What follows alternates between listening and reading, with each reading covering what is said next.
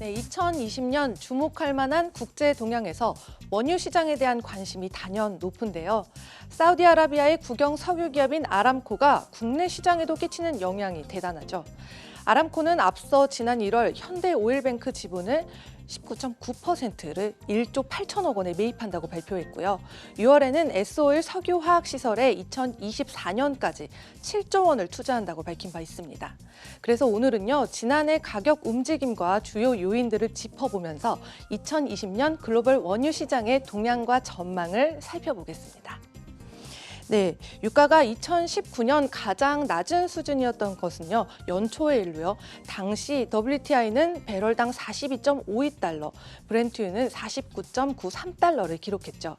현재는 WTI가 60달러 초반, 그리고 브렌트유가 60달러 후반대에 있습니다. 배럴당 20달러에 달하는 상승폭은요, 대단한 것처럼 보이지만요.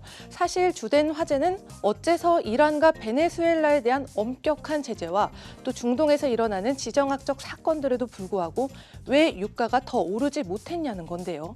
이 질문에 대한 대답을 다음에 4가지 요인으로 살펴보겠습니다. 네, 그동안 원유 시장에 가장 큰 영향을 준 일을 꼽는다면 바로 이게 아닐까요?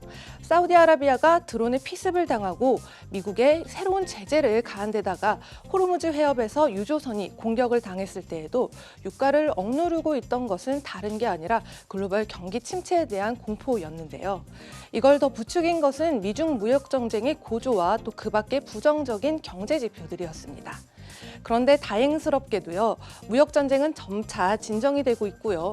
2020년, 그러니까 올해 초에는 1단계 협상 서명이 이루어질 예정입니다.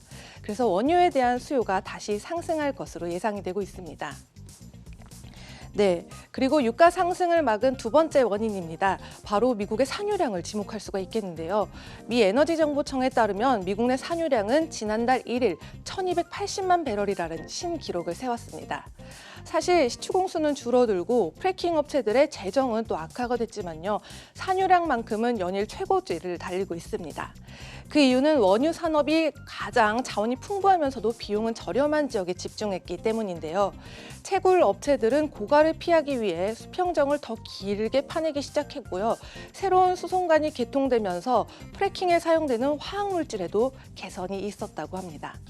네, 또 미 에너지정보청은 2020년 미국의 산유량이 일일 평균 1320만 배럴에 달할 것이라는 예상을 내놨습니다.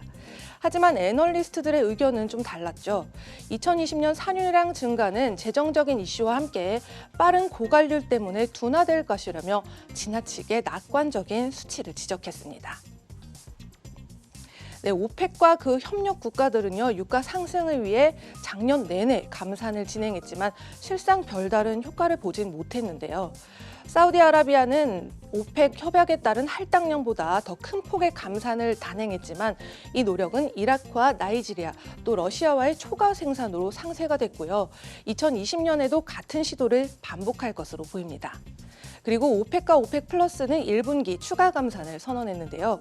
사우디아라비아는 이번에도 할당량 이상의 감산을 진행하겠다고 밝혔지만 러시아는 이미 협약을 이행하지 않을 태세입니다.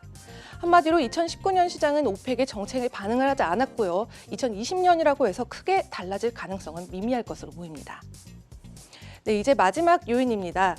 지난 9월 압카이크와 쿠라이스 시설이 피섭을 당하면서 두 시설을 통한 원유 생산이 중단됐던 일 기억나시죠?